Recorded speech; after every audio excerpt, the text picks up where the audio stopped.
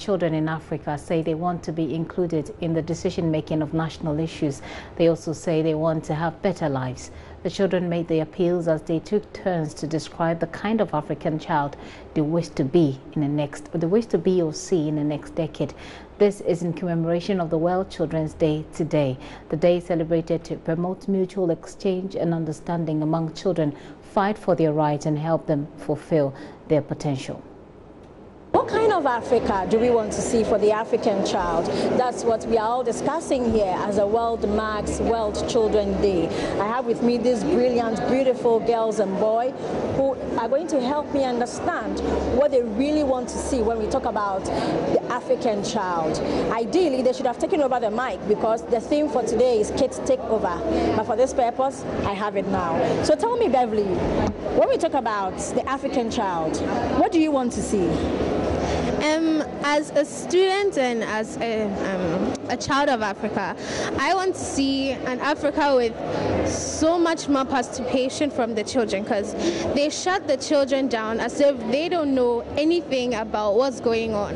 So I want to see an Africa with children bringing up ideas to improve the Africa we live in so that we can live as one nation. So who should involve the children? What platform are you talking about? As for me, I believe that every political leader should go into any area in Africa to pick up children that at least they have been, successful in their lives, to advise other children to, bring out themselves, because people shut down the children as if they have nothing to rule over. She's probably worried about children being shut down. Have you ever experienced such a thing, being shut down as a child? Yes, I've been experienced like many times. So sometimes if I've been shut down like that, it brings my spirit down and it neglects me like from being like a human being. For sometimes if my mom or somebody shuts me down like that, I feel like, why? I'm not a human being or something. So how do you think that you can also be brought up to understand that you can still come out with your message as a child and it will be accepted? How do you think that can be done? Okay, what I suggest is parents should provide a listening ear for children, because they don't know what they want or something. Maybe something might need the child, but let's say you parents, you don't know, so she have to tell you. So I provide parents should have time for their words and listen to them. Now, Frank, what kind of African do you want to see for the African child? Well, the kind of Africa I want for an African child is an African free from child neglect. Child neglect. So are we experiencing that in your statistics? Yes. Okay. How? Like every child has free right to education. Right. But some of the parents, because of hard expenses and school fees, they tell their children, I don't have money, so you have to stay home and work. And also sometimes they think, as for girls, their job is at the kitchen. Meanwhile, that is wrong.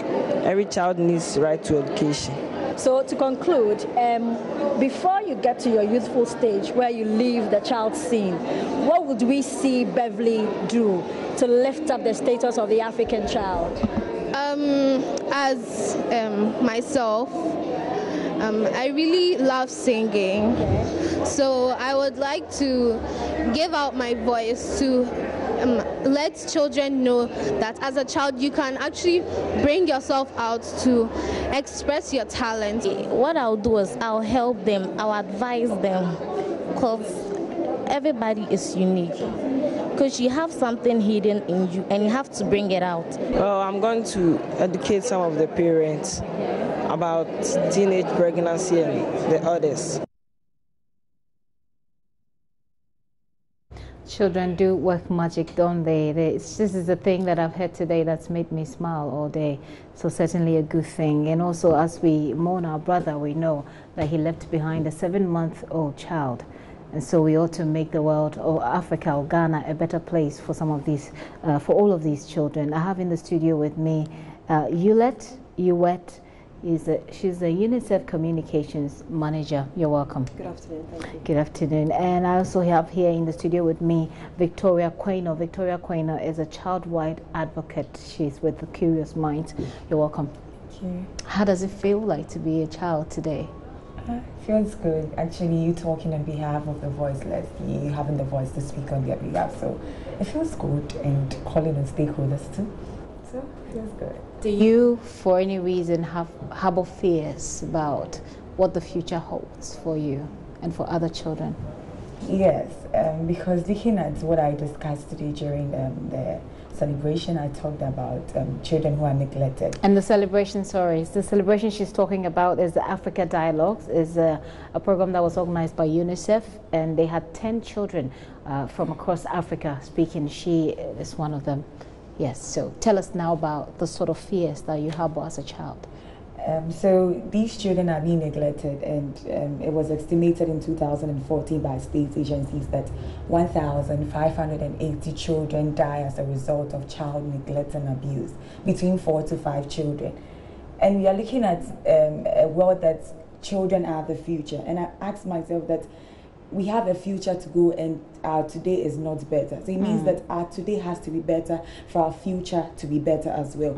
So the kind of harbor that I have is the fact that these children are not secure. They are not protected. They are left to feed for themselves. They are left to do things on their own. So that is really one thing that is really striking me, and it's really... it makes you fear for the future. Exactly. What do you think can be done to make it better? We know that United Nations Convention on the Rights of the Child, Article 18 says that it is the responsibility of the parent to take care of the child, and the state should support them.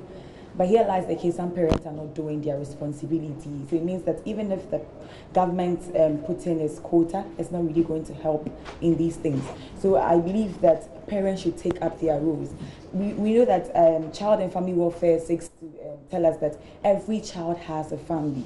So it means that our parents should take their responsibility. They shouldn't leave us on the streets. They shouldn't leave us neglected. And also the government can enforces laws, puts things in place that children have a better future and a better today. I wish it was that simple, my dear.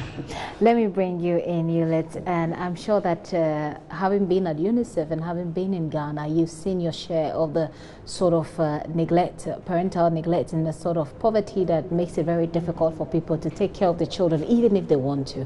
Why children there? You're absolutely right. It is difficult. I think Victoria outlines and explains so much about why it's so important for us to have a day like this. As you said, children's rights, children have the right to have their rights respected. They deserve to be safe. They deserve to be living in a world where they can thrive and develop their potential. And sadly, we see that not just in Ghana, but around the world, many children are deprived of this. And so this is why UNICEF is encouraging people to celebrate World Children's Day. It's a day for children, by children, and about children, to give children the platform to speak out. This is the one day out of the 365 or the 366 where we can hear from children what they want and why it's important. We need to hear their voices more. And trust me, I've had some brilliant ideas and brilliant thoughts of how they want their lives to be and how they want society to be. And sometimes it gets really hopeless because you look around you and you still see a lot of children that are not being taken care of. I mean, over the years that UNICEF has been involved in children activities, would you say that there has been significant improvement, and what is it? Well, it depends. It works on a case-by-case situation, and we're dealing in a world where the plates are shifting, and we come across some issues which crop up perhaps in 2017 that weren't here in 2007. So UNICEF has to work with a live situation, but you're absolutely right. Children currently in Ghana, children are 40% more likely to be poor than adults. 28% of children are living in poverty. The gap between the richest and the poor in the country is really stark at the moment, and that's not all. We know a lot about newborn deaths. Unfortunately, every 15 minutes one child dies, one newborn child dies. So the situation is grave at the moment. However, UNICEF is working to ensure that we can reach all children, particularly the most vulnerable, giving them an opportunity to thrive, giving them an opportunity to get to school, and giving them an opportunity to speak up.